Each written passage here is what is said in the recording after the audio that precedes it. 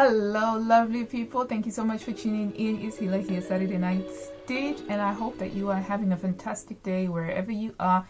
And indeed, Happy New Year. Can you believe it's already 2024? I, for one, cannot believe it. I feel as though 2023 just went by in a blur for me. And yeah, I'm so excited to be entering the new year. I've got a lot of vim and a lot of verve and a lot of vigor for all of my sewing plans.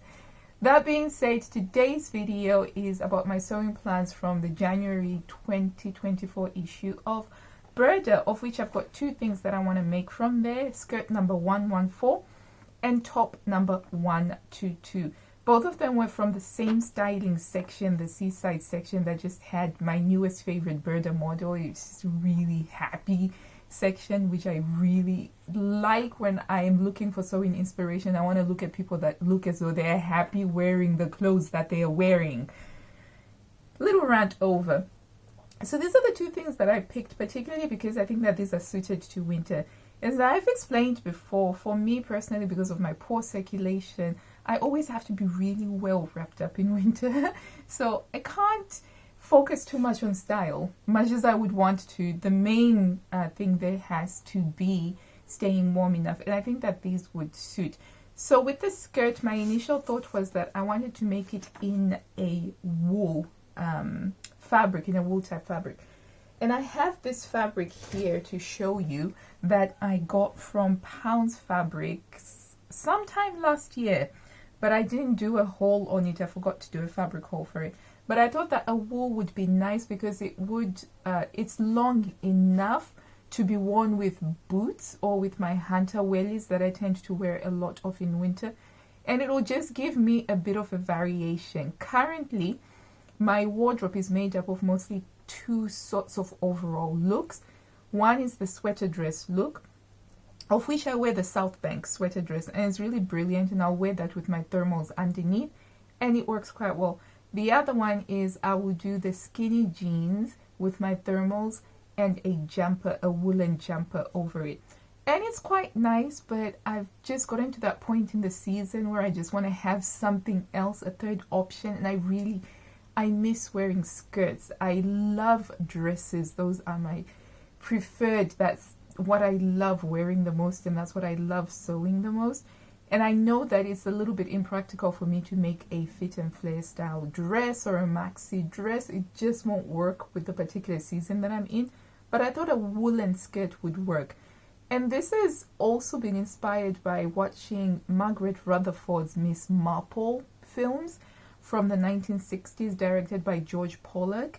And in them, she is wearing quite a lot of woolen skirts, and the two that I've watched so far have both been shot in winter. Even though they're black and white, you can tell it's winter because the trees are quite bare. There's no leaves on the trees. And that's when it hit me. I thought, hang on, that could be a decent winter outfit made in a nice woolen fabric. So this came from watching Miss Marple, but the Margaret Rutherford ones, the really old ones. And so that's where this idea the inspiration for this took from. And so I have this, it's a wool mix fabric, and it's got a bit of a tartan, it's a bit of a check here. Now, obviously these are not my colors, but that's okay because that's going to be a skirt, so it's going to be on the lower half of me. But it's a dark color, so it means that I can wear it with my dark thermals, like I am wearing now, or indeed a nice pullover in a nice wool jersey fabric, which I have yet to dig out of my fabric stash. So you can see it's got a decent amount of drape, and because it's got this tartan check to it, I want to play around with that. So on different bits of the pattern, I will have it cut on the bias, and I bought loads of it because it was on sale and it was at a really good price. And so I'll have some of the panels bias cut. So this is basically a panel skirt, and it's got 3 panels at the front and 3 panels at the back, and it's got a wrap over section to it. It is the featured sewing pattern, so tracing it out was the easiest tracing job that I have done in a long time, because of course the featured sewing patterns the pattern pieces are shaded in pink for you so that you don't have to search the lines out. So that was a wonderful experience because I haven't had that in a really, really long time, in years. So that was pretty good. One thing I did not trace out, well, actually 4 things that I didn't trace out. The waistband is made out of 4 separate pieces that you then have to piece together. I'm not going to do that. I'm just going to do one waistband. I'm not going to do the D-rings the hard way. So it's got integrated D-rings for the belt that you're supposed to use. Now, D-rings have never worked for me. I have loads of aprons, Ulster Weavers aprons that I love. They use botanical prints on them or bird prints. They have D-rings on them and they never stay. I always end up having to tie a knot around the D-ring. So I'm very skeptical as to the ability of D-rings to hold up a skirt, especially at the waist where it has to be tightened in. So I'm not going to do that. What I am going to do is use a hook and eye fastening on there, and that will give me the flexibility of being able to wear it with the belt over the top of it if I want to.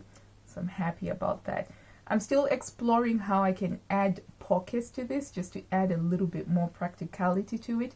The main problem is that I can't do just a straightforward pocket bag where the opening is, because the opening is very wide. So can you see how wide that is? So there's significant danger of gaping. So I have to, because my first thought was, oh, I can just add a pocket bag to it, but this would just be too big of a pocket, because then when I use it, it would distort with it coming down. So I have to figure out. I haven't yet, it's something that I'm going to have to figure out as I go along, but I will find something, even if it means that I'll just have a pocket on one side, maybe a smaller pocket on one side. That's what I'm going to do. So that's what I'm going to be using for that. I haven't yet found the fabric that I need to use for this. I know I've got it somewhere in my stash. It's a wool jersey. It's a John Calder wool jersey that I bought. I don't even want to think about how long ago, but it's there. That will work for this one. I've already traced out the pattern pieces of the skirt, which are just panels. Let's see, so quite long panels. So this pattern, it eats up a lot of the greaseproof paper. So for instance, this is the skirt back on a fold. So as you can see, it's quite a nice long length here. So the waistband, I'm just going to cut it out straight and do my standard 5/8 of an inch. For me, any wider, because I have a contoured waistband, it begins to roll in on itself. That's why when there's straight waistbands on a pattern, I tend to prefer to just cut them out and draft them out myself so that they will fit my particular waist. So those are 2 of the sewing plans that I have for January. These are coming from the January 2024 issue of Burda. The other sewing plans that I have are for my girls, and that's to make them some dresses from Ottobre design. I've already traced the pattern pieces out, and these are going to get cut out. So I'm actually going to sew these first before I go into my skirt, because I have learned with children's sewing that you do not let the projects marinate, because if you do, they outgrow the size so quickly. So those are going to get sewn before I get started on my skirt. But they won't take long. They are very easy. All of it will be done on an overlocker.